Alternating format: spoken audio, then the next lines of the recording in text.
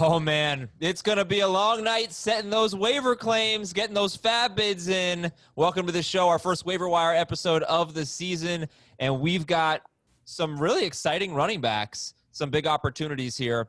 Hopefully, though, the injuries to James Conner and Phillip Lindsay are not too severe. I'm Adam Azer with Dave Richard and Jamie Eisenberg. I'd like to celebrate a new round of friendship with Dave Richard. You know, on Friday morning, I was really mad because I sat Sammy Watkins, but he told me to start Darris Slaton over Sammy Watkins. So, Dave, you and I are back, baby. Sorry. Friend request not accepted. Oh, come on. Nope. You went in on me really, really bad off the air on text. Oh. I could read the text to everybody, but I think we'd get the explicit tag on the podcast, and I don't think the executives would. Ben Shraggy B would not like it at all. So sorry. Next time you ask me for fantasy help, I'm going to say, go to Heath, go to Jamie, go to Ben. Oh, sorry. Well, are you going to give me waiver wire advice today? I'm going to give everybody else waiver wire advice, but not you. I will not. I will mute my speaker. You have to leave the podcast. Jamie. What's up, bro? With Steven Gostkowski. Yeah. Thankfully for him, he made that kick. Would you cut him anyway? I probably would not, but I'd bring in people to audition for the job just in case this is a problem. Ross Tucker tweeted that his contract is fully guaranteed for the year. He's a vested veteran, so even if he gets cut, to pay him. Yeah. So I'm not sure they're cutting him. But fantasy managers might. I think he was started in 8% of leagues, and I did see he won someone a league on that last kick. So sent me a screenshot. So pretty exciting stuff. And week one is in the books. All right, who are your? So we'll recap the Monday night games. This is how waiver wire works. We're going to start off with our just top priorities right out of the gate. In a little bit, we'll give names at each position, and then later in the show, we'll really dive in and we'll talk about a lot of names at each position. But let's talk about top 3 waiver wire priorities. Jamie, who would they be? I'm going to give you 4 because they're the 4 best, and it's Benny Snell. This is the order. Benny Snell, Nyheim Hines, Malcolm Brown, and Joshua Kelley, and that's in PPR. In non-PPR or half PPR, I would put Brown ahead of Hines, but PPR, I don't think it's close for me with Hines ahead of Malcolm Brown. Okay, so Dave, your top 4 then? Same 4? Same 3. Top 3 are definitely the same. Snell, number 1, regardless of format. Hines, number 2, PPR, half PPR. Brown, number 3. And then Dallas Goedert. He deserves it. He's on the same catch pace as Nahim Hines. They're both going to end up right now with, 128 catches, something like that. That's what they're on pace for. Anybody that's on pace for that, yeah, sure, you can have a spot on my fantasy bench. So when you look at Snell versus Hines, and even Snell versus Malcolm Brown or Josh Kelley, the Steelers are apparently optimistic that this is not a long-term injury. So why would he be the number 1 option here when we know Hines?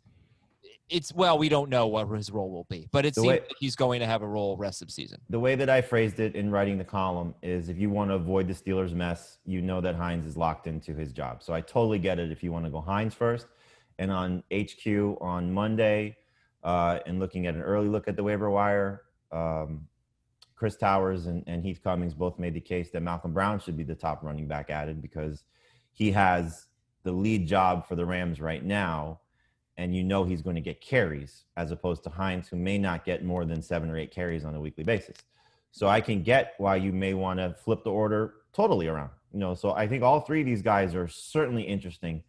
But if I'm just looking at it from the standpoint of who can win me a week in week 2, and then maybe at some point down the road win me another week, I think Benny Snell has the highest ceiling of that group. And so Connor, unfortunately, is dealing with another injury after 2 years of being injured. And the fact that he couldn't come in when he was still on the sideline, I don't know what the deal is. I don't want to speculate on how bad his ankle injury is. But if it's a high ankle sprain and we find out, on Tuesday afternoon, it could be several weeks. So for me, I'm going to go with Snell. He looked awesome. He didn't have any involvement in the passing game, which was troubling. But I think all 3 of those guys, and the only reason I put Kelley in the same category with them is if something happens to Austin Eckler, Kelley's going to be an absolute monster. So I want all 4 of those guys, a piece of all 4 of those guys if I can get it. But Snell, for me, is the top priority to get. just looking at what he could be for the Steelers offense. When you saw Connor on the sideline, did you see him at any point with his helmet? They didn't show him until the second half, so no. They showed him once in the first half, and he had his helmet on. Okay. So maybe there was some speculation that maybe it wasn't an ankle or just an ankle, and that maybe it was something else. Who knows? But if they say ankle, sure, we'll go with it. I agree 100%, Jamie. I'm thinking about long-term staying power. And Nahim Hines is going to be what he's going to be. I don't think he'll ever be the every down guy for Indianapolis if something were to happen to Taylor. But I do think that the Steelers have seen what they've seen. They saw James Conner get out of the gate slow, and then he got hurt. And they've got to think that that's, how can he be the bell cow rest of the season when he's already been hurt in the first half of one football game? And then they saw Benny Snell do what he did, running behind the same offensive line. He looked great. So I think at worst, Snell's in a tandem spot now, and he might end up being the best back in Pittsburgh. And he had 5 games with 16 or more carries last year, so they show they will go to him. But he had, I think, only 3 catches in those games. So you've got, basically somebody who's completely uninvolved in the passing game. Jaylen Samuels wasn't involved in the passing game yesterday either, so I'm not sure that. But he was on passing downs, though. He was the one that they used in obvious passing. Right. He didn't do a lot with it, but he was the one on the field. Whereas Malcolm Brown was involved in the passing game. So I don't know. It's just interesting. It's like, talk about staying power. I am surprised to hear you guys both take Benny Snell number 1. Because you can take Brown first. I have no problem if somebody wants to take Malcolm Brown first. But if you just follow what the reports were this offseason, that they're eventually going to turn the job over to Cam Akers, and the fact that he still got 14 carries in this game, I think that's a sign that they want to work him up and get him close to being ready to go to eventually take over that job. So I don't know how long Brown will be like this, playing like this, doing what he did. He was fantastic. Over 4 yards per carry, like you said, the 3 catches was great to see. I don't think Dallas's run defense is going to be very good, especially with Van Der Esch leaving the game. So if that's the best indication of how good he can be, we'll find out. But I think, again, long-term is what you should be thinking as well as just week 2. And so Malcolm Brown may not be the lead rusher for the Rams for a several-week span. Yeah. Well, long-term, is it fair to say that Nahim Hines has the clearest long-term outlook? Yes. Right? Yes. Okay. And is it fair to say Nahim Hines is basically Tariq Cohen? Maybe with 4 carries? What he could be, which is what we said at prior to the NFL draft, when they got Phillip Rivers. He could be Austin Eckler. Yeah, I guess so. They've said it. He's on pace for 128 catches. I've been saying all along 70 because he averaged 54 catches in his first 2 years. So 70 was kind of the number I was looking at for him with Phillip Rivers. I mean, he may shatter that. If this defense is as bad as it looked against Jacksonville, he may shatter that. Well, hopefully it isn't that bad. Hines, and they played a couple games without Marlon Mack last year. Hines had 9 carries in one of those games. He had 4 carries and a rushing touchdown in another one of those games. Oddly enough, he only had 2 catches in those 2 games, but it's a different offense with a different quarterback who throws to his running back all the time. What if James Robinson, who is rostered in 69% of leagues, is available? Where would you put him? And I'll give Jamie's priorities again. In PPR, it was Snell, Hines, Malcolm Brown, Kelley. In non-PPR, it was Snell, Brown, Hines, Kelley. If James Robinson is out there, what do you do? First. Yep. He's first. I mean, he had a good game. It wasn't like, blow your mind good game against the Colts. But the fact that he had every carry for the Jaguars and was involved in the passing game, that shows you how much they like this kid. And so we'll find out what they're going to eventually do with Raquel Armstead and Divino Zigbo, when those guys are healthy and ready to go. But there's a chance Armstead may not play anytime soon. And Ozigbo, who knows how that ankle is going to, recover. So I think you're looking at Robinson as the guy for the Jaguars. And the last couple of weeks, once they got rid of Fournette, that's all we've heard is how much they like this kid. What if Sony Michelle is available? He's 80% rostered. Nah.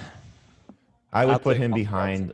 I'd put him behind all those other guys. Maybe ahead of Kelley if you need somebody to play right away, just because he'll get guaranteed touches. But I'd rather have Kelley personally. Guys, it's going to be a really tough week to set your priority. You're going to have so much FOMO, and there are going to be a ton of players that you want because in some of your leagues, a guy like Jamison Crowder might be available, or Darris Slaton might be available, even though they're rostered in 80-ish% of leagues, right? And then there's the Parris Campbell and Laviska Shenault, and there's Dallas Goedert, and maybe you even want to stream Logan Thomas this week, and all these running backs. And then you've got the Josh Adams of the world and the Myles Gaskins of the world, where it's like, yeah, for Gaskins, like, okay, he's probably not going to be the Dolphins' starting running back, but maybe he will be.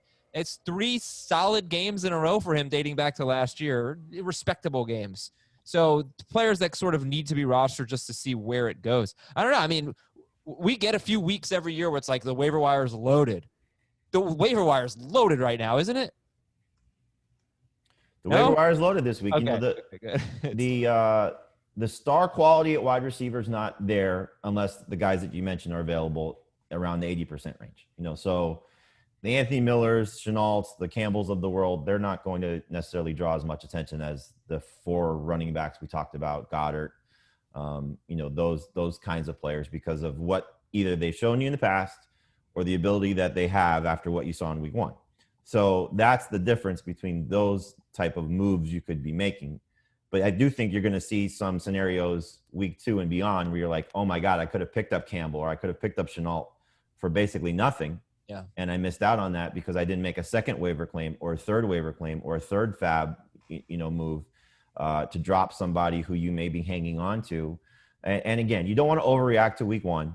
So, like the guys that I listed to drop, there's some big name players there, but you just have to sort of gauge what your roster looks like and what the upside versus the downside of some of these scenarios could be. And listen, we've got a Twitch stream tonight at 8:00 p.m. Eastern, twitch.com/FF today. We might get some more injury information by that point. Things might change a little bit. So hop on there, ask us your questions. It'll be Jamie and I on Twitch. It will be me and Jamie on Twitch, twitch.com/FF today, 8 p.m. Eastern until 9 p.m. And we'll rock and roll. It'll be a lot of fun. Dave, you mentioned Dallas Goedert. So, yeah, go ahead. Discuss. I think that he's going to be a benefactor of Philadelphia not being able to run the football. And I'm starting to wonder if they're not going to be able to run the football effectively very often this year, given the state of their O-line. I like the Lane Johnson's coming back. That'll help them. But they used him a hell of a lot, and they were playing from behind, and it looks like he's going to be an integral part of what they do. So happy to spend a waiver claim on him, certainly ahead of those wide receivers that we're talking about, minus the 80%ers. And I PPR for sure, non-PPR, he's going to get eyeballs. There are going to be some unhappy campers with what they got out of some tight ends off the waiver wire this week, or out of the draft. And they might go to replace Goddard with them. And I don't blame them. What if Hockenson's available too? Because that's another guy that might 67% rostered, and you're thinking, wow, I don't want to miss the breakout here. He would be right behind Goddard. Okay. If you ask me, but they're really close. There's 2 things at play with both those guys, and clearly it's going to determine what happens when somebody comes back. For Hockenson, the best receiver was missing for Detroit. Yeah. So, we'll see how Galladay's return impacts him. And then for the Eagles, look, they, for whatever reason, didn't play Deshaun Jackson a lot. I don't know why. Doug Peterson was trying to spin it yesterday that, that was just the plan going in, his snap count. But Alshon could return at some point as well. And then I think we got to find out how they're going to operate. They're still going to go with these 2 tight end sets. Is he going to play ahead of Ertz? Is the contract at play? Do they not want to pay Zach Ertz because Dallas Goedert is so good? And it's the passing of the torch a little bit. If in fact Goddard can just do what Zach Ertz does from a production standpoint, that's probably a minor thing, because the Eagles need to win. But I think you're going to see, and Dave hit on this, if Lane Johnson's back, this offensive line looks dramatically different. They're not going to be as beat up as they were where Carson Wentz was running for his life and getting 8 sacks. And they're obviously not going to face a defensive front like they faced against Washington, which is going to be a problem for a lot of teams based on how they got after Wentz and took apart that offensive line as well. So I think Goddard's going to be good. I don't know if he's going to be this good, but he was a top 10 tight end last year, so it's hard to overlook the way he performed now over a 17-game span going back to the start of 2019. Yeah, and it's 6 or more targets for Goddard in 8 straight games going back to last year. He's great. Well, but he wasn't. That's the thing. Like, he wasn't actually that great. He was a little disappointed. I should say he was very disappointing considering all the targets.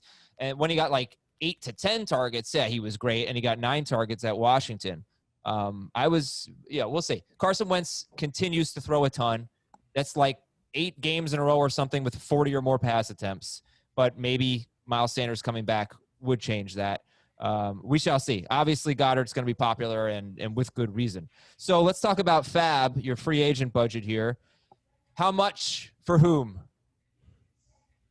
I don't see myself spending a lot for anybody because there isn't a slam dunk. And because Snell, Hines, and Brown are all going to be available, I think if you put in somewhere close to the same amount for each of the three, you've got a good chance of getting one of them. Which is what you think? Maybe 30%? No, like I'm thinking 15%. You're getting shut out. You are definitely getting shut out. Okay, that's fine with me because none of these three are for sure starters the rest of the way. Well, it depends what you need. I mean, obviously if you're the Connor owner or Connor manager, you're going to look to spend probably a little bit more on Snell. You're going to look to spend a little bit more if you're the Marlon Mack fantasy manager. Anybody that lost somebody significant is going to go a little bit more aggressive with their fab because they want to make sure they have a starter or a flex or whatever the case may be if your roster is depleted. And format, size matters. 14-team league, 16-team leagues, guys don't become available like this if they are on the free agent wire, but on the waiver wire. But I think you're looking at it as I'm with Dave. The way that I wrote it was, around 20%. I just think there's no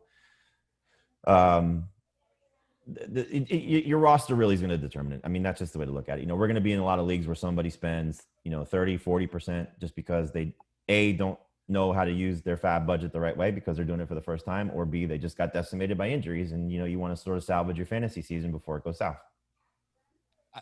I'll go against you just a little bit because I'll push back on that. I think that look, I compared, Chris Towers had us fill out a week 2 survey last night. Chris Towers, authors our newsletter.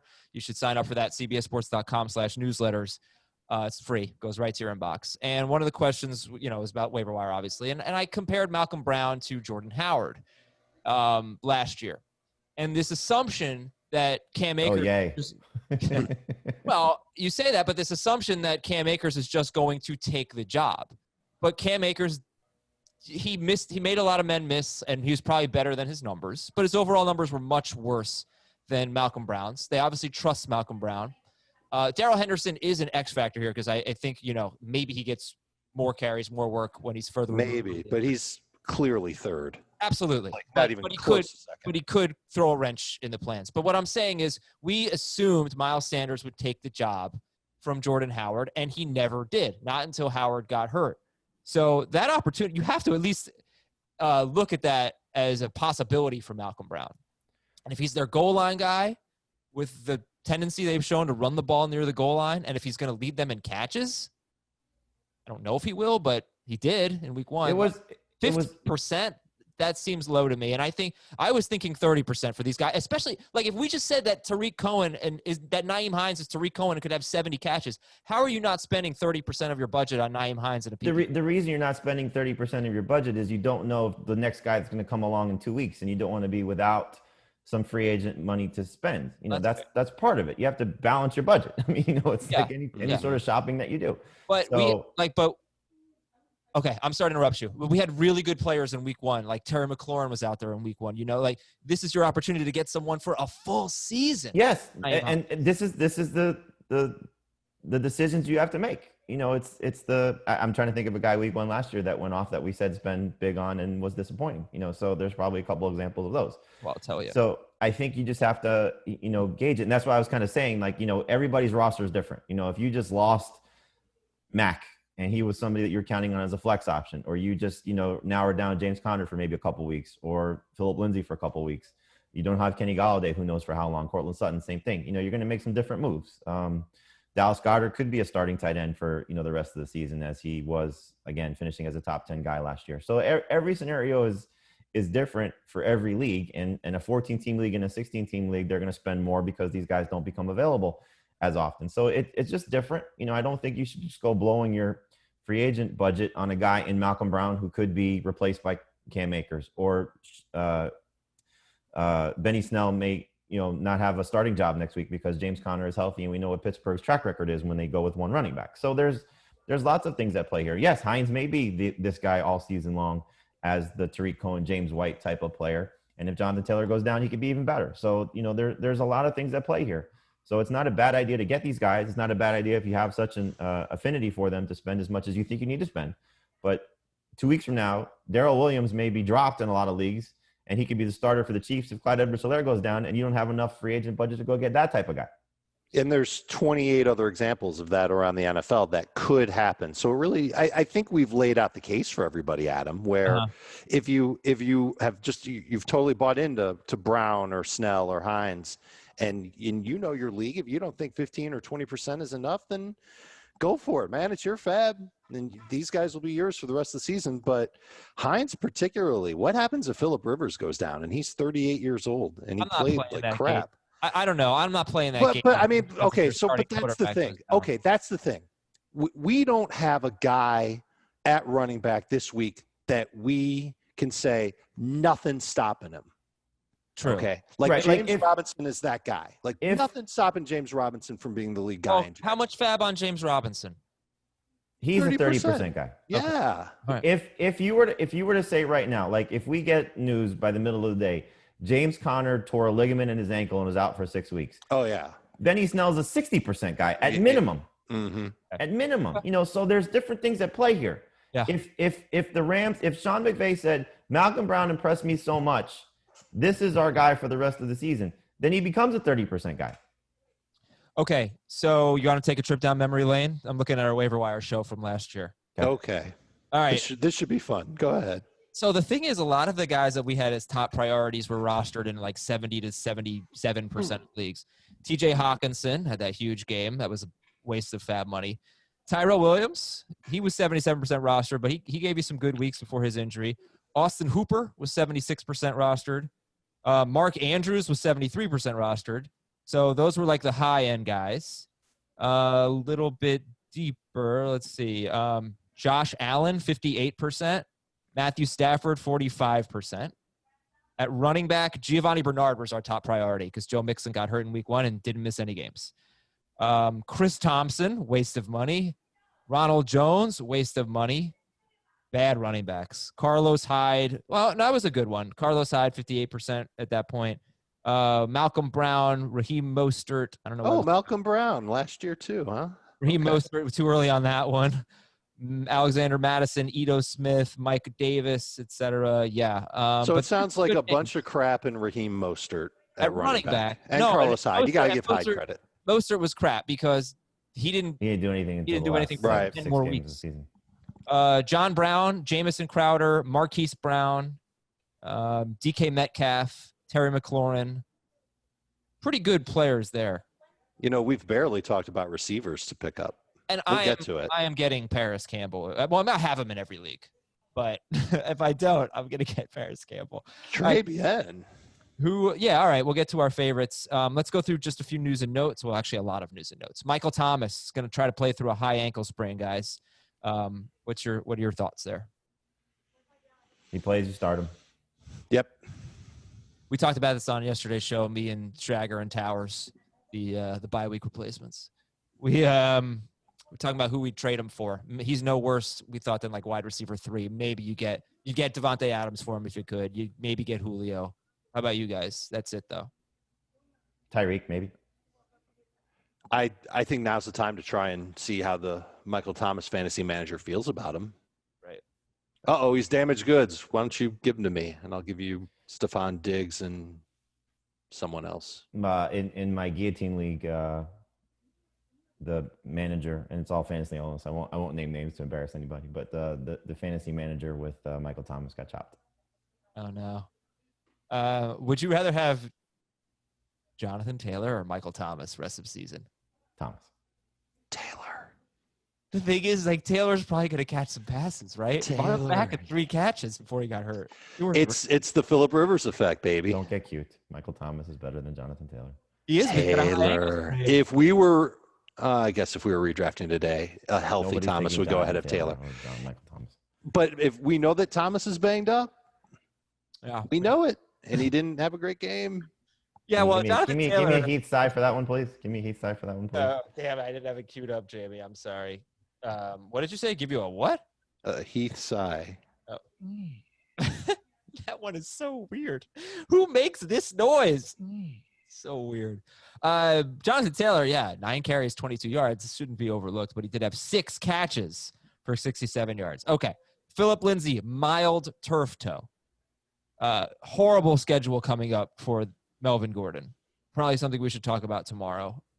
Steelers, Bucks, Jets, next 3 games. James Conner ankle. Didn't talk about so mild interest in Royce Freeman and Jaylen Samuels, deep leagues. The deepest of deep. Yeah, Freeman almost punched in the touchdown there at the end. Gordon came on and scored. Pittsburgh right tackle Zach Banner hurt his knee. Blake Jarwin tore the ACL, which sucks. George Kittle hurt his knee, and he may not play this week at the Jets. Brandon Ayuk expected to play this week, though. Miles Sanders, decent chance to play this week against the Rams. Le'Veon Bell is going to be out a few weeks with a hamstring injury. He's got the Niners. Devontae Parker, hamstring injury. Do we know if he is going to play this week? Do we have an update on Parker? It sounds like he could miss some time. Okay. They got the Bills this week, unfortunately, but then it gets a little easier. Jacksonville in week 3. Preston Williams is rostered in 80% of CBS leagues. Deshaun Jackson, his snap count will increase each week. David Njoku's on IR with a knee injury, so if you're thinking about dropping Austin Hooper, should we wait? They get Cincinnati and then Washington and Dallas and no Njoku. Yes, you wait. Unless if he's clearly the worst player on your bench and you're good at tight end, then you can make the move. But you don't have to spike cut him. Okay. AJ Boye, Denver cornerback, he got hurt in the second quarter. And they're falling apart. Yeah, they sure are. Every year. They should have won the game, though. Yes, they should have. Can you say that when the other team missed 4 kicks? Or was it 3? 4 kicks. Extra point and 3 field goals? I could say that when they were down, arguably their best offensive player. They were down their best defensive player. And they had just, injuries all throughout the game. Yes. And Ryan Fitzpatrick is going to start at Buffalo or against Buffalo. But when you have to say that Ryan Fitzpatrick is going to start, that means you've got. Well, that's going to be a question for every Miami game whenever they lose. So you're going to get this question. No, I mean, even if he doesn't play bad. Yeah. They're waiting for Tua. And the minute that the Chargers lose, it's going to be the same question there. Yeah. I talk about a team that should have won a game. By the way, did you buy that calf cramp for the Bengals kicker? Did you think? Yes and no. He makes the kick. The cramp doesn't matter. Yeah. I didn't buy those 2 pass interference calls though. Which ones? Gallup. The Gallup one. Yeah. I thought Ramsey did a great acting job. I didn't think Ramsey played that well. What'd you guys? No. Right? I agree. No. Okay, top 3 at each position. Let's get some names going here. Then we'll recap Monday Night Football, do the drop-o-meter, and then give you a bunch of names later in the show. If you want to give more than 3 names, go for it. But who are the quarterbacks we're looking at? Well, it's a stellar list. Mitchell Trubisky, Gardner Minshew, and Ryan Tannehill. Okay. No Burrow, huh? No. Taking on the Browns this week if you're streaming? He's I don't mind. What's that? He's at 83% roster. Oh, that's why there's no Burrow. My bad. Trubisky, Minshew, and Tannehill, you said? Trubisky, Minshew, Tannehill. I mean, just what you thought when the season started that you would be looking at these 3 guys as streaming options. Now, thankfully, I don't think you have to use these 3 because there's no major injuries and not a lot of awful matchups. But I would start all 3 over Carson Wentz and Matthew Stafford if they're top guys, offensive line and running back for Wentz and Golladay not there for Stafford. Tannehill threw more yesterday than he did all of last year in any single game. Trubisky's got the Giants, who stink. So, but you say Minshew in like this, Gardner Minshew way, but if Heath were here, he'd be like, what's up with that? Well, I mean, this Titan defense is good. Okay. But is Minshew not like a long-term play here? Heath said this, and I firmly agree. It's like pitting 2 of Heath's kids against each other because we know how much he likes Trubisky as well. So I asked him yesterday on the show, Trubisky or Minshew, and he said Trubisky for week 2, Minshew for the season, which I'm in total agreement with. Yeah, Minshew. Tannehill against the Jaguars last year went for 36 fantasy points. Minshew has the Titans this week, and then the Dolphins, the Bengals, and the Texans, and the Lions. Yep, and then a bye week. Yeah. Okay, running backs we've covered. So Benny Snell, Nyheim Hines, Malcolm Brown, Joshua Kelley. Who are a few more names, Dave, that you'd be looking at running back? I'd look at Jerick McKinnon in PPR leagues. He'd be a potential fallback guy for Heinz. Obviously not as sexy as Heinz, but it was good to see him play and it was good to see him score. And this is going to be gross, but Adrian Peterson was the most productive yardage and carry guy for Detroit. And Kerryon Johnson just stinks. I'm sorry. He's not good. I think Adrian Peterson's going to continue to be the 1A, and Swift will probably end up being the 1B. Yeah, it's a good matchup. We'd be more excited. I bet everybody would be more excited about Swift if he had caught that touchdown to win the game for the Lions, but he still barely had touches in the game. See, this is the type of thing you want the other people in your fantasy league to do. Chase Adrian Peterson, chase Peyton Barber, chase Frank Gore. They're all going to be terrible. And if you're looking for just an under-the-radar guy to pick up, I'm going to say it again. He's a little bit higher owned or rostered than you would like. But still pick up Darrell Williams, especially if he gets dropped. Because you saw what they did with Edwards-Helaire. And you'd rather have the starting running back for the Chiefs in week 5, should something happen to Edwards-Helaire, than the starting running back for the Lions, the Jets, or in this case, the Washington football team for now, based on what those guys are going to get touches. I don't want Adrian Peterson on my team. I don't want Frank Gore on my team. I don't want Peyton Barber on my team. I don't care what they're going to do. They're not going to help you win a week. What about Myles Gaskin? Myles Gaskin is certainly more interesting than those guys, but I'd be shocked if they go into week 2 and not give Jordan Howard and Matt Breida more work. Because Gaskin outplayed those guys, not just the production, but the playing time was ridiculous in terms of how they used those other 2 guys. And the fact that they didn't throw the ball to Breida at all, they didn't throw the ball to Jordan Howard, that's not a big surprise. Right. I heard this on, we live in South Florida, so a radio show I go on all the time. It's Hockman and Crowder. And they said Jordan Howard had the Kalen Ballage line of 8 carries for 7 yards. And they said, you hope that your running back gives you a barrage of production. We get a Ballage of production. Actually, Jamie, there's a new name for it. It's actually the Barkley production. Don't go there. 15 carries for 6 yards. Yeah, he's not playing the Steelers every week. He actually had a game just like that against the Jets last year. Good run defense. You called it. Who, the Steelers? Yep. No, the Jets. Oh, the Jets. That's why I love Josh Allen, because that run defense is so bad. Wait, you love Josh because of what? Last week. Because the run defense for the Jets is good, and the pass defense is so bad. I apologize. Yeah. The run defense. I think the run defense. I mean, it's good pretty much every year. I also thought, I kept saying over and over, the Giants' run defense is really good, and I think it should be. It was great for a while. I think they just kind of got worn down. In the first half, it was good. Wide receivers. All right, yeah. So who are we looking at wide receiver? Big fun names. I think it's pretty fun names out there on the waiver wire. What do you got? They're fun names. I just don't know how much of a hurry you'd be in to start them. I've got Anthony Miller first, but he's rostered in 61% of leagues, so a lot of people aren't going to be able to get him. I like what I saw from Mike Williams, and I'm a little worried about him getting banged up, but a lot of downfield throws to him. He was an air yards king last year.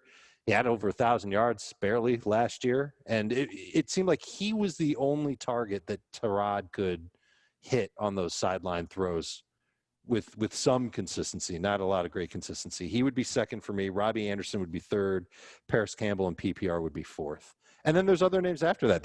It's kind of deep at receiver, and I don't think you're going to have to spend a lot of fab to get any of these guys. Miller, I'm a little nervous about. Love the matchup. And I don't know. You'll have to tell me if he always lines up on one side of the field or not. It seemed like he might be the left side. No, the right side. That's where he was on the left a little bit more often than the right, if I recall, last year. All right. Well, because it seemed like to the quarterback's left. The quarterback's left. Right. He caught his touchdown on the quarterback's right side in that end zone. Trubisky doesn't throw left very well. Seemed like James Bradbury, that appears to be his side of the field. And that's what they have this week, the Giants. But the thing with Miller is he got 6 targets. He ends up with that touchdown catch. It was a great catch. But if he doesn't catch that ball, and you can't rely on him to get that, if he doesn't catch that ball, he has a pretty bad game. And Trubisky was really horrible for the first half. So first 3 quarters. Yeah, I totally get brutal. it. And I started Anthony Miller, and Jamie's been talking about Miller since the end of last season, so I get it. But why? Well, Jamie, give me your list. I'm curious why Campbell was 4th for you, Dave, because I don't know. He led the team in targets. Just makes sense that he'd be a target that tied with Yeah, he tied for the team. He led the team in receiving. He was tied in targets. I don't know. Yeah, James, what's your list? For me, it's three guys above the rest. It's almost like the running back position. Miller's still first, just because, again, I've been talking about him all offseason. I'm not going to back off after he had a productive game in week 1.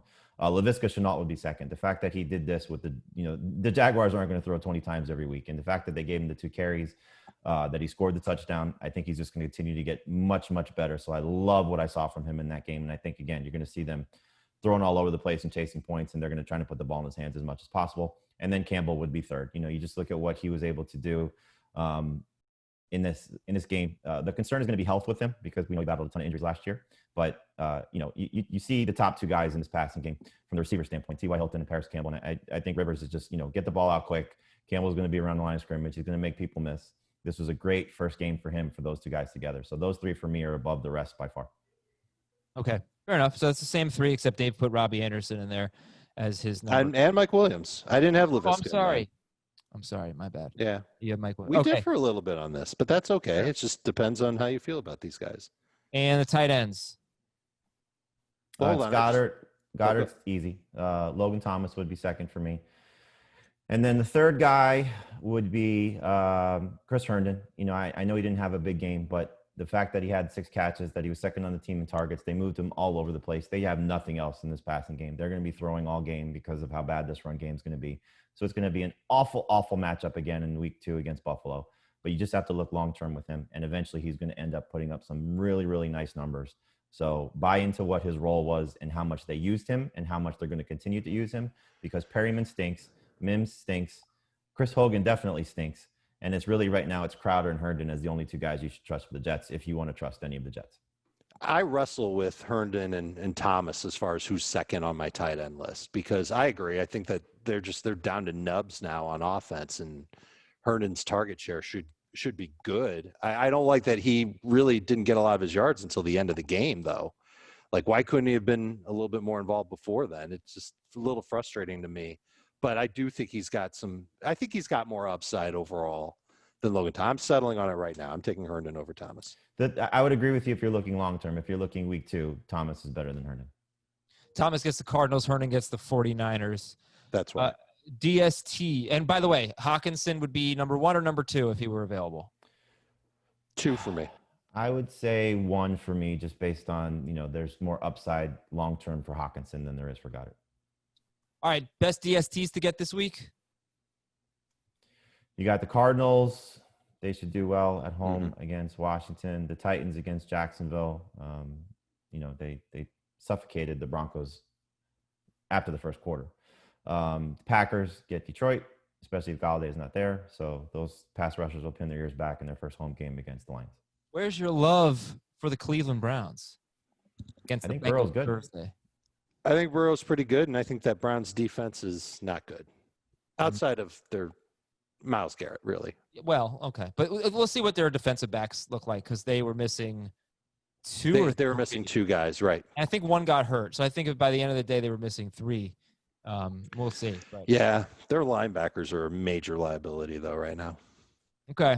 And any kickers? Yes, there are 3 kickers you could be looking at. Chris Boswell gets the Broncos at home. Crosby gets the Lions at home. And Suckup gets the Panthers at home. We're going to take a break on fantasy football today. When we come back, quick recaps of Monday Night Football, who to drop, and more players to add, like Phillip Rivers.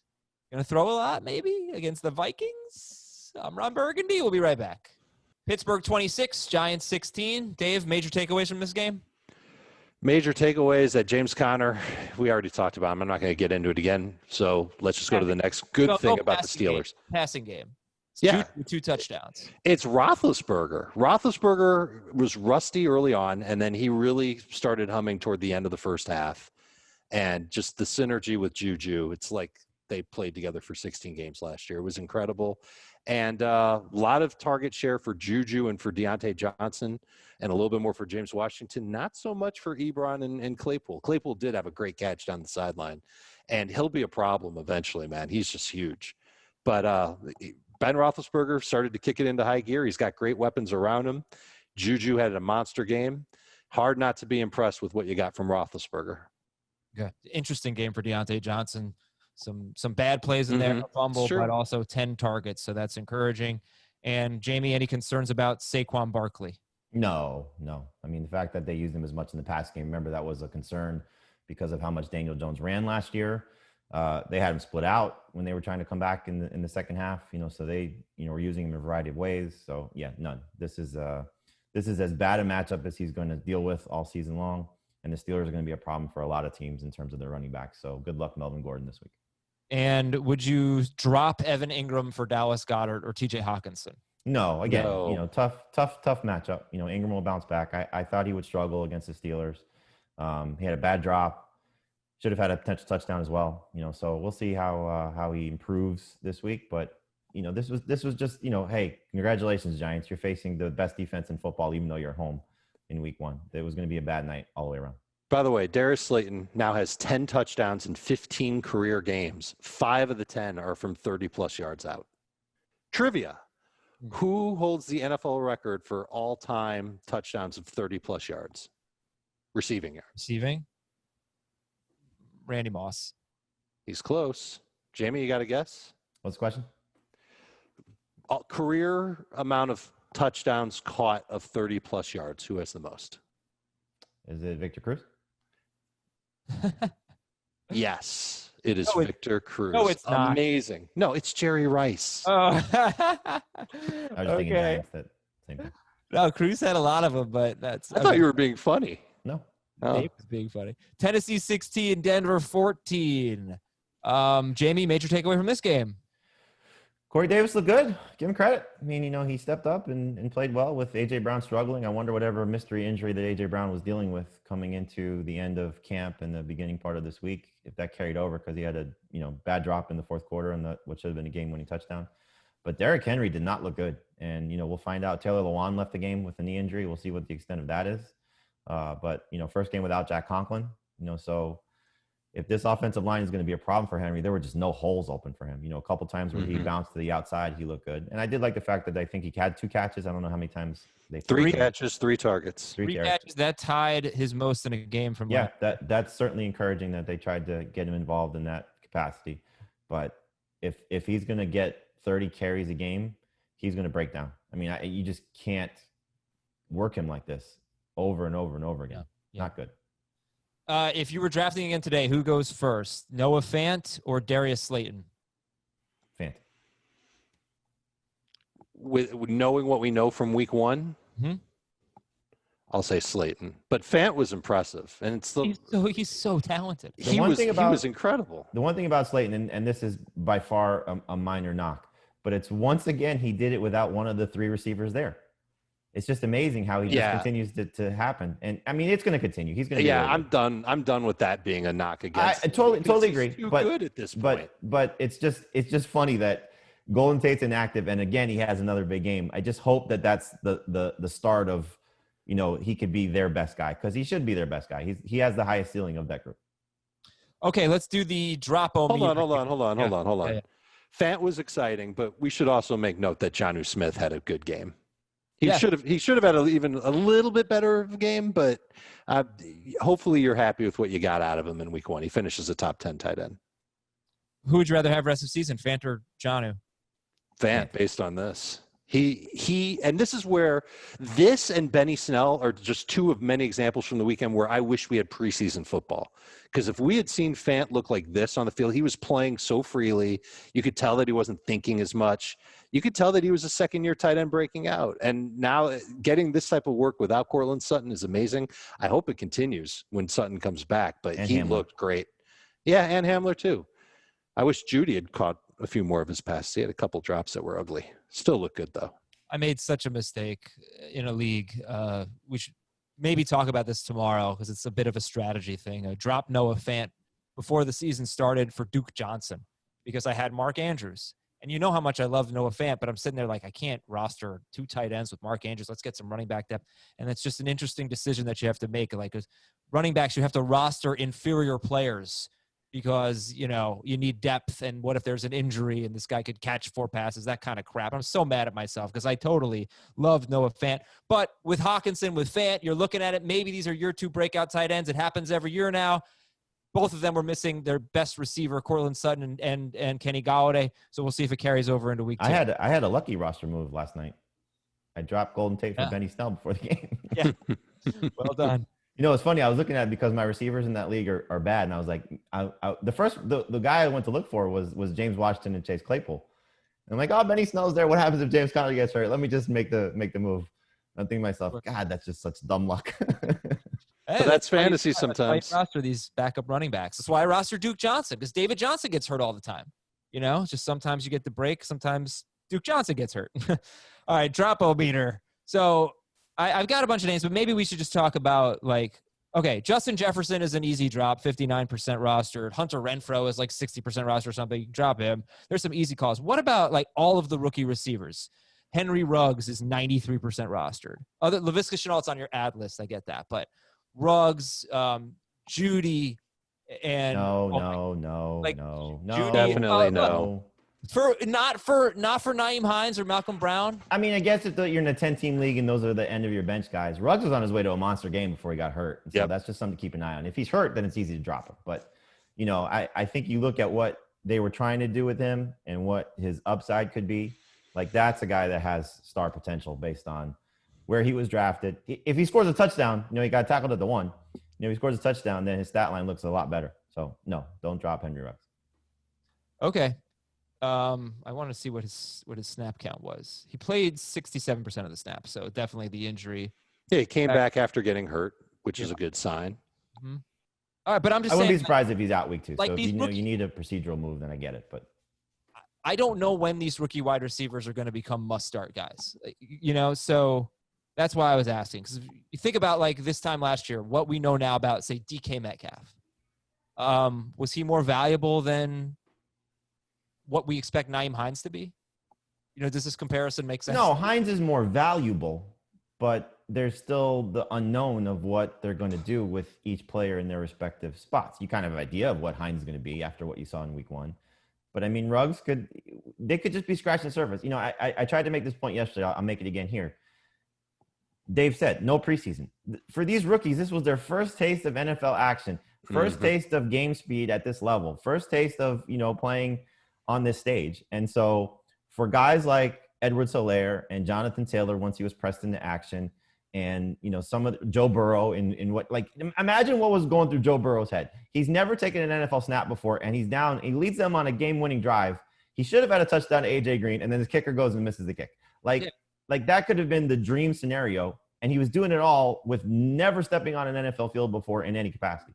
So, you know, I think these guys are only going to get better. It's kind of, I'll circle back to the Malcolm Brown, Cam Akers thing.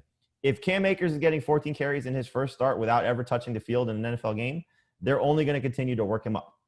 So yeah, I get that. Okay. So which rookie? So in other words, you don't cut him. You got to be patient. I understand, but we have an exciting waiver wire week. I think a lot of people are going to be excited about getting some of these running backs. But compare Ruggs to a veteran that we could be like. I have Christian Kirk as a potential cut guy, right? Yeah, he was miserable. If you're telling me I have to make the decision between Henry Ruggs and Christian Kirk, I'm cutting Christian Kirk. Of course, but which rookie wide receivers would you be willing to cut? Brandon Ayuk? I mean, like. Well, okay, look, Ayuk's got a good opportunity right now, but what about Jalen Reagor? Rager you can cut, yes. Okay, what Justin Jefferson, like I said, 59% rostered. Get rid of him. Okay, what about Jordan Howard and Matt Breida? If you have to cut them, you cut them. Breida more so. Well, I'd cut a Howard little more so. Breida. Would you? Yes, I don't care that he scored. He's a slug behind a bad offensive line. Would you cut I'm Howard not excited about either of them. I'm just bringing up the conversation. I think I'd cut Breida first if it's half or non. Would you cut them for Benny Snell? In a heartbeat. Oh, yeah, that's easy. Right. What about Daryl Henderson, 45%? Bye. Leonard Fournette? No. I'd hold on to Fournette. Joe Burrow? 80%? No. No? Okay. But again, if he's your second quarterback, you know, it's the same thing you brought up about cutting Fant. Right. Different scenario, you know, depends on what you have on your team, but I'm cutting Burrow to get good running back depth and a potential starter for week 2. Carry on Johnson. Simple. Bye. Carry out. Okay. Okay. All right. So who else? Go Who else were you thinking about dropping this week, Jamie? Like you have some Well, big names on your quarterback list: Carson Wentz and Matthew Stafford. Yeah, again, it's, as I explained in the story, you don't have to do it, but, you're looking at scenarios where if this offensive line is going to be this bad, he's facing Aaron Donald this week. Good luck with that. He's going to get murdered if he doesn't have Lane Johnson back to at least give him some help after what that Washington defensive line did and what the Rams defense just did to Dak Prescott behind a bad offensive line as well without Lyle Collins. So I think it's going to be a rough day for Wentz, and I'd rather take my chances with Trubisky this week if you're just going from week to week based on the quarterback position. And the same thing with Stafford, who was able to get his way to 18 fantasy points and should have had a second score if DeAndre Swift made the catch. But it's not going to be easy for him, I think, going into Green Bay and playing that defense, which that has a good pass rush and make things tough on him. So those are two guys you could potentially move on from. At the running back position, you mentioned two of them already, and Carry On and Jordan Howard. I'd consider cutting Tevin Coleman. I don't want to necessarily rush to do that because of maybe he wasn't playing as much. That was what was speculated. I read that on the. But the fact that he was still playing, and the Sacramento Bee said, though, the writer for the Sacramento Bee said it was likely because of that. Yeah, I hope so. But only six snaps. He was out snapped by Jerick McKinnon, obviously. Raheem Mostert. But you see what the writing's on the wall. Coleman hasn't been good for several weeks going back to last season. Even though they're going to give him opportunities, he's more of a handcuff at this point, and he's not necessarily a must hold. In terms of the receivers, this is, some, I don't know, huge name guys, but, big enough that you're, potentially going to move on from if you have to. Kirk at 83%, Deebo Samuel just because he's out for 3 weeks. So if you don't have an IR spot, you could probably cut him. And then Mecole Hardman at 64%. It's pretty clear he's going to need an injury to be successful. Just to be clear, Coleman had one great game in the playoffs, but it's one of his last 8 that was even remotely close to saying good. So I don't want to say that he's been bad forever. He had the one great game, but again, we've seen what we've seen, and the coaches have seen what they've seen, and it would be hard to have Coleman take Mostert or McKinnon off the field. All right, so I think we're going to go a little long today because this is just a busy waiver wire show. So there are more names we need to get to. So let's go through each position. We could probably go through quarterback fairly quickly. But quarterbacks, Mitchell Trubisky's got the Giants. Gardner Minshew's got the Titans. We like Minshew much more long-term than Trubisky. Ryan Tannehill, Jacksonville. Those were the top 3 for Jamie. Dave, Minshew or Trubisky this week? Who would you go with? Or I'll take Minshew, Tannehill, Trubisky. Okay. And then Kirk Cousins against the Colts, Garoppolo at the Jets, Teddy Bridgewater at Tampa Bay. I'll throw Phillip Rivers' name in there. He did throw 46 passes, and the Vikings were obviously horrible. I think this is actually a good matchup for Rivers because the pass rush for Minnesota, they did a decent job of getting pressure on Rodgers, but they couldn't connect with it, and their secondary is just so bad right now. I think Rivers could end up having a decent week. I would still rather have Minshew and Tannehill. But two quarterback leagues, if Rivers is available via trade, you should be able to get him cheap. And are we starting like Minshew or Trubisky or Tannehill over Carson Wentz this week? I would. I think I would too, but I want to see just what the offensive line ends up looking like for Philly before I lock in something like that. For now, yes. How about over Tom Brady? No. Just had to ask. How about over Drew Brees? No. At Las Vegas Monday night. Okay, running backs. We have, I think, covered this pretty sufficiently. What do you do if you have Boston Scott? Hold on to him and hope Miles Sanders is out another week and that Scott's healthy and is involved more in the passing game. There's differing reports on what exactly happened to Scott, that he left the game and then came back, but he didn't play once he came back. So I don't know if he's hurt. We'll find out, as the week unfolds. But there's also a report that Sanders could return this week. So, I mean, if you have to drop Boston Scott for these guys, Snell, Hines, Brown, Kelley. You can. I wouldn't, but you can. Okay. McKinnon, Dave talked about Darrell Williams, Adrian Peterson, Frank Gore, Myles Gaskin, Peyton Barber, Carlos Hyde, Corey Clement, Rex Burkhead. Their names, they can get you through a week. They're stopgap options. Hyde actually had more carries than Chris Carson. That's troubling. It's true. And Carson needed receiving touchdowns to have a big game. I don't know what to make of that. Carson entered the week with 3 career receiving touchdowns, and then he caught 2 in the first half against And Atlanta. You know what to make of it? You make of it that the Falcons are going to struggle against pass catching running. No, I meant the carries. It came on the heels of Pete Carroll saying that they're going to ride the hot hand, and neither of them was hot carrying the ball. I'd look to sell high on Chris Carson if you can. Okay. Josh Adams, Jaylen Samuels, these are deep league guys. All right, so wide receivers. If these players are available, try to add them. Jamison Crowder, Sterling Shepard, Preston Williams. Although you're probably not starting Williams this week at Buffalo against Buffalo. No. John Brown. That one I don't know about, guys. Like, how confident are you in John Brown? 79% rostered. He did have 10 targets against the Dolphins this week. I love John Brown. I absolutely love John Brown. Yeah. The fact that he's now getting the second best cornerback and what he's going to do with that speed. Josh Allen looked really good. He missed a couple throws. I was, I don't know if I was going out on a huge limb saying there was going to be Josh Allen's first career 300 game, but he had never had a game over 270 yards. And not only was he great as the start of the week, but he hit the bold prediction too. And so if they're going to let him throw as much as they seem to be, now granted, he faced a good run defense. Yeah, faced the Jets, though. Face a good run defense. A horrible pass defense. We probably but he's got the horrible Dolphins pass defense. this week.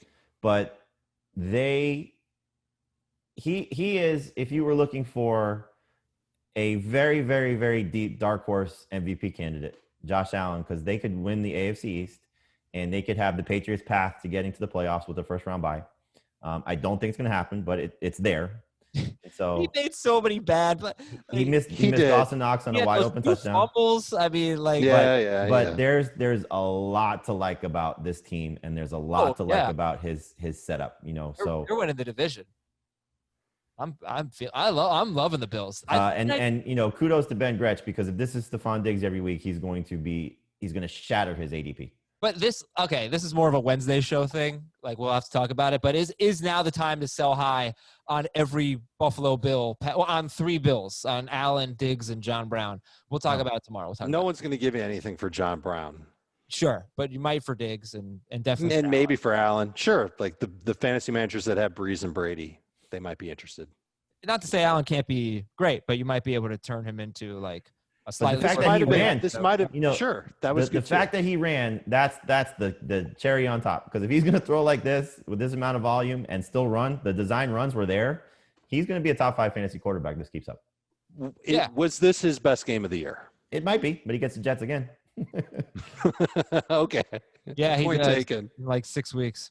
Darris Slaton, Sammy Watkins. Another Watkins. Again, like, how confident are you feeling in him? Was that his best game of the year? 82 yards and a touchdown. He likes week 1. He still plays with Patrick Mahomes and Andy Reid, so I'd like to have that on my team if I can. If this is what defenses are going to do each week to the Chiefs, then he's going to collect a lot of targets underneath. So are all of these players, Crowder, Shepard, Preston Williams, John Brown, Darris Slaton, Sammy Watkins, are they all better than, say, Anthony Miller, Robbie Anderson, Laviska Shenault, Parris Campbell, et cetera? Yes. Not Shepard. Okay. And maybe not Watkins either. So the waiver wire adds at wide receiver, the ones we've talked about are Miller, Shenault, Campbell, Robbie Anderson, and Mike Williams. There's also Russell Gage. The Cowboys, that's his opponent this week. They were bad against slot receivers last year, and they just gave up 105 yards to Robert Woods. So there's Gage. He's rostered in 2% of leagues. There's 2 Packers wide receivers, MVS and Allen Lazard. I don't know. Oh, yeah, Lazard at 62%. N'Keal Harry, Scotty Miller, that's probably for deeper leagues. Let's talk about Gage, Lazard, and MVS. And, Jamie, how you feel about them? Well, I mean, we were excited about Lazard given his role as the number 2 receiver for the Packers. And, this is validation of that. The fact that he only had 6 targets is a little bit of a concern. I'm sorry, 4 targets, right? For who? Lazard? Yeah. MVS had 6. 4 targets. 4 targets, yeah. But the game might end around, I think you're going to see Aaron Rodgers is clearly going to lean on Devontae Adams. But, the way that Rodgers looked is the best thing about Lazard and MVS. He looked awesome. And, hopefully that's a sign of things to come that LaFleur lets him do this. It's only the 3rd time under LaFleur that he's had 40 or more pass attempts. One of those was at Minnesota last year when they were chasing points. But I think this is this is a positive sign. So you want pieces of this offense if you can get it. And Lazard clearly is rostered in too many leagues, but MVS, this was a guy that they were excited about last year. He didn't, deliver. They were excited about him again this year. And, he had a bad drop. Should have had another touchdown. Could have had over 100 yards, about 130, looking at where the throw was. So you're buying Aaron Rodgers at this point, and it's not a bad idea to take a flyer on MVS. He's not a must-add by any stretch, but he's certainly somebody that you can put on the end of your bench if you're excited about the way Rodgers plays. He's in the same mold as Deshaun Jackson, Henry Ruggs, and all Robbie these other Robbie Anderson. Well, I think Robbie might be better. I know that the Robbie of the past would be the same guy, and I'd probably be more excited about MVS with the Packers than Robbie Anderson with the Jets. But I just think that the offense that Anderson's in now gives him an opportunity to get more targets, and we saw that last week. Yeah, MVS but don't chase the touchdown. down. The touchdown was fluky. I agree, but I think the target share is interesting, Yep. and that's why I'm interested in Robbie Anderson, and this is a Panthers team that's going to chase points every single week. And don't forget that the Packers at their core are a run heavy type of team. They just they didn't end up being that way in week one. Maybe they don't end up being that way at all, and we're just way off on that. But MVS he's interesting, but I wouldn't count on him to do what he did every single week. All right, well, the Packers get the Lions this week, and the Lions, we'll see if Okudah plays, but they were without him, and they lost 2 defensive backs to injury during the game, Trufant and their slot corner. Coleman, thank you. So last question on wide receivers. Would you rather have a Packers wide receiver or Corey Davis? Packers. A.J. Brown was miserable in that game last night. Right, but I don't think that's going to be the norm. Could this be it? Dave, for Corey Davis? What's your answer? I will say Corey Davis over Lazard and MVS. Okay. And if I'm wrong, hopefully one of those two will be on the waiver wire for me to collect when Corey Davis starts to suck like he did for the first 4 years of his career. 3 years? 4 years. It seems like he's been in the league 8 years. All right, we'll finish with tight ends here. Noah Fant is 84% rostered, but, get him if you can. Hockenson and Goddard are the prizes. What about Gesicki? How does he measure up with Hockenson and Goddard? Gesicki had a miserable game in a miserable matchup, but he still ran a ton of routes, and now you have Parker missing time. So he's in the same boat as Herndon. You don't have to play him this week in another tough matchup against Buffalo, but I'd like to have him on my roster. I still think there's a ton of upside for Gesicki moving forward.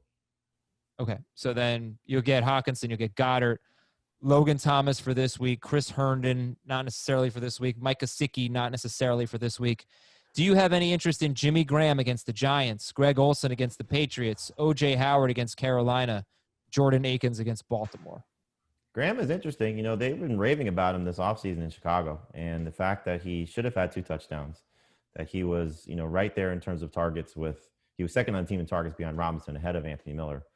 So they're going to use him, and as long as his, broken bones can hold up and stay on the field, in deeper leagues, it's not bad to take a flyer on him because the Giants defense is bad. They did a good job on Ebron, but, we'll see how Graham does. I don't want to have to start Jimmy Graham, but if I'm stuck, if I'm in a 14-team league and I just lost Blake Jarwin, that's not a bad pivot play over. I'd take him over Olsen, for example, who, could start to lose targets to Will Dissly, even though Olsen scored. Off to a good start, Jimmy Graham, 3.6 yards per target. Yeah, you need a touchdown out of him. Hey, you might get it every week against the Giants. Sure, he's a streamer this week, but for the most part, no. All right, and all right, that's cool. What about Jack Doyle against Minnesota? Drop him? It's a tough matchup for him. Rivers was lamenting after the game that he should have hit him for a touchdown. He was kind of open on a play where Rivers threw elsewhere and missed his guy. So maybe he tries and makes amends for that this week, but it's a much harder matchup this week than it was last week.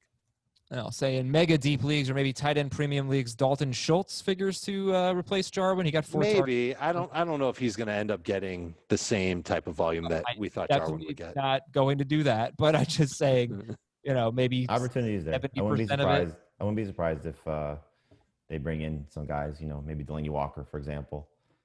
I don't know who else is on the street, but they could be looking at a tight end. Yeah.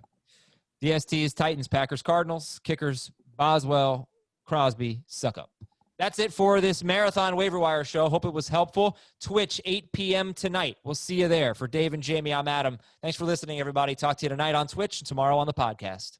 Want more of the Fantasy Football Today podcast and nonstop year-round fantasy advice? It's simple. Hit the subscribe button and hang with us all throughout the year.